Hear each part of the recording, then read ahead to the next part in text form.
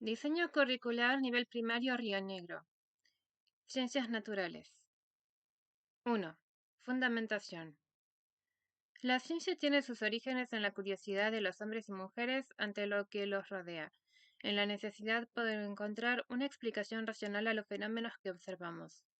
Esta curiosidad ha acompañado a la humanidad a lo largo de la historia y se repite en cada individuo desde la infancia. Esto justifica la presencia de la educación científica en la formación básica de cualquier persona y la importancia de su abordaje en la escuela primaria. Esta etapa se considera única para asentar las bases del pensamiento científico, para educar la curiosidad natural de los y las estudiantes hacia hábitos del pensar más sistemáticos y más autónomos. Por ejemplo, guiándoles a encontrar regularidades o rarezas en la naturaleza que les inviten a hacerse preguntas, ayudándoles a imaginar explicaciones posibles para lo que observan y a idear maneras de poner a prueba sus hipótesis, enseñándoles a intercambiar ideas con otros, fomentando que sustenten lo que dicen con evidencias y que las busquen detrás de las afirmaciones que escuchan. De lo que se trata, en suma, como lo expresa Benlot 2002, es de utilizar ese deseo natural de conocer el mundo que todas las niñas traen a la escuela como plataforma sobre la cual construyan herramientas de pensamiento que les permitan comprender cómo funcionan las cosas y pensar por sí mismas. Si de verdad se desea que la naturaleza de las ciencias esté destinada a educar en ciencia, esto es, que sea una auténtica educación científica, como apunta Jiménez a Aleixandre 2003, no se pueden restringir sus finalidades al elitista punto de vista propedéutico. Una educación científica destinada a conseguir la alfabetización científica y tecnológica de todas las personas debe prestar atención necesariamente a otras finalidades educativas, por ejemplo, contribuyendo a educar también para el ejercicio de la ciudadanía.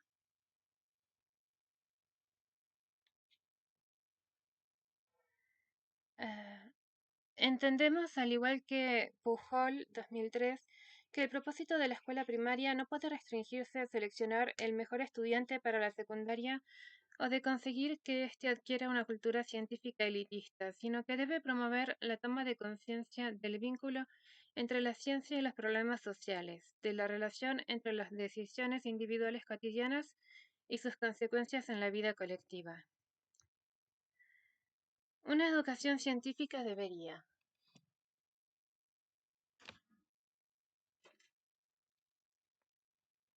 enseñar a cooperar y a trabajar en equipo, dos actitudes fundamentales en el trabajo científico y difíciles de desarrollar en edades en las que la estudiante tiene que dejar atrás su egocentrismo y aprender a colaborar con los demás en el marco de una sociedad que promueve la cooperación.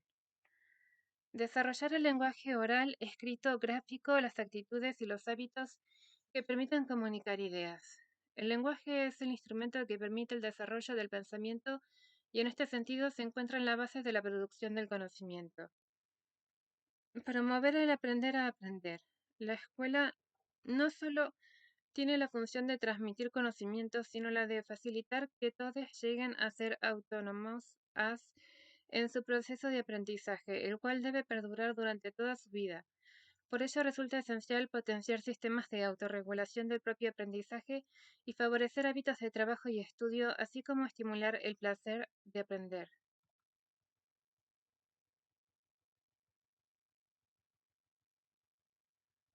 La ciencia supone una forma específica de interactuar con el mundo que permite interpretarlo e ir creando un sistema de conocimiento consistente. Por lo tanto, enseñar ciencias es enseñar a ver el mundo y dar sentido a lo que en él acontece, expresando ideas y utilizando modelos propios de la ciencia. Una educación científica debe perseguir el aprendizaje de aquellos procesos y de aquellas actitudes que están en la base del hacer de la ciencia, como por ejemplo observar, clasificar, identificar, establecer relaciones, formular preguntas, comunicar, predecir e inferir, formular hipótesis, controlar variables, interpretar datos, experimentar y potenciar el desarrollo de actitudes características del trabajo científico, tales como la perseverancia, la creatividad, la duda sistemática y el espíritu crítico. La enseñanza de la ciencia tiene que adoptar hoy como uno de sus propósitos prioritarios el ayudar a los alumnos a aprender y hacer ciencia. En otras palabras, enseñar los procedimientos para el aprendizaje de la ciencia. Como sostiene Vygotsky, la labor de la educación científica es lograr que los estudiantes construyan en las aulas saberes que por sí mismos no lograrían elaborar en sus ámbitos cotidianos para que una vez que se los apropien significativamente puedan transferirlos a nuevos contextos y situaciones.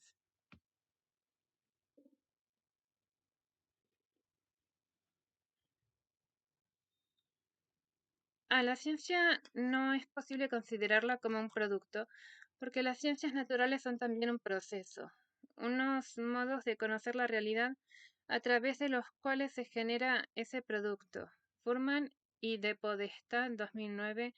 En el aula de ciencias naturales se debería entonces poner en juego la curiosidad, el pensamiento lógico, la imaginación, la búsqueda de evidencias, la contrastación empírica, la formulación de preguntas y posibles explicaciones, el debate en una comunidad que trabaja y aprende en conjunto nuevos saberes.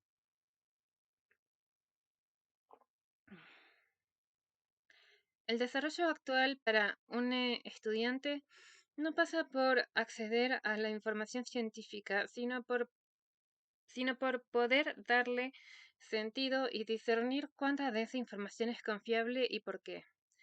Es decir, aprender ciencias es poder construir significados acerca del mundo que nos rodea a través de ideas y explicaciones conectadas entre sí.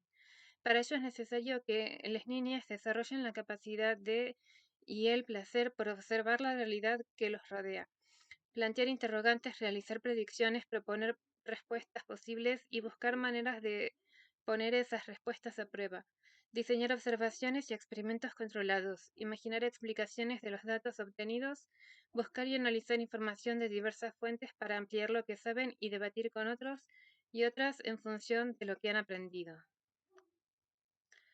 Desde esta perspectiva, estar alfabetizado no supone repetir un conjunto de conocimientos o datos, sino captar el significado de los contenidos, de los modos de proceder y valorar el quehacer científico. Significa aprender las actitudes, las características de la ciencia y su metodología y sus principales esquemas conceptuales e integradores. Implica adquirir estrategias que permitan no solo incorporar saberes, sino estar en condiciones de profundizar y ampliar el campo de conocimientos durante toda la vida.